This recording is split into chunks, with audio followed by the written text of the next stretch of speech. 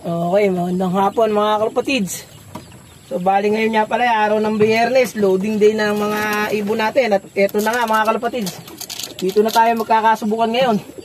Nandito na talaga ang pinaka-climax ng ating race. Dahil nga pala ang ating race ngayon ay kumana na. Bali galing tayo sa kaliwa, kakanan tayo ngayon. Doon na magaganap ang last 3 laps. Ang pinakamaganda nito kung lulusot tayo ngayon, dahil kakanan nga ang ating ibon. Sanay sila sa kaliwa, tapos biglang kakanan. Kaya patibayan na talaga to. Ayan, ginagalit na nga natin si back to back natin. Kasi pinaitlog nga natin siya, medyo nagloko mga kalapatids. Nagluluko siya talaga pag may itlog.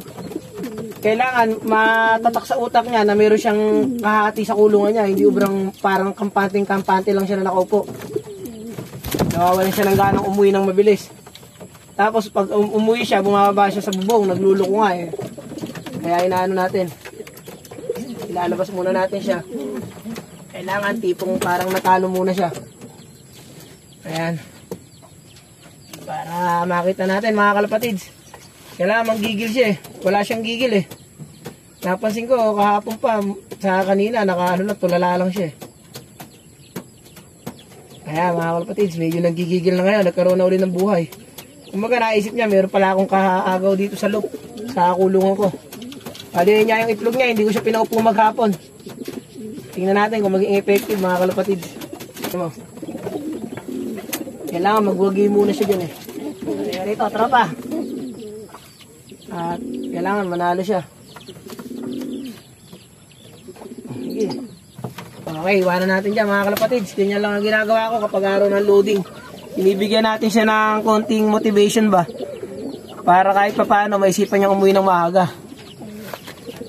Ayan o. Kaya bumabara ako na siya ngayon. Pag ano, hindi siya bumabara ako dyan, tulala na lang eh. Ayan, ganyan lang siya talaga. Ano, back to back. Agahan mo sa linggo ah. Tapos huwag kang babasa kung saan. Dito lang agad sa loop. Okay, tingnan natin si Aldwin kung anong lagay niya. Okay, eri nga pala si Aldwin natin mga kalapatids. Ilalabas natin, tara. Ayan, ilalabas natin kasi si Aldwin naman may panatayan, kailangan rumonda bago ikarga. Kukunin ko muna. Iitlog nga yung kaparis niya. Ayan si Aldwin, maganda naman ang lagay ng katawan. Parurondahin ko muna at medyo tamad. Tamad ko rumonda yun eh. Tangin na, ayan na agad tayo sa'yo, babalik na sa'yo. Ayan niya mga kalapatid, habol siya kasi mangingitlog yung kanya ang kapares. Kita nyo nga kahit binubugo na ni Dayan, ayaw pa rin bumaba. Ay, ayaw pa rin umalis, talaga di bumaba sa kanya, sa harapan niya. Ayan o. Siya yung mangingitlog na yan mga kalapatid, yung kasama niya, kaya magandang motivation yan ngayon. Sana nga mag-click, umuwi siya ng maaga sa linggo. Okay, hanggang dito na lang muna mga kalapatids.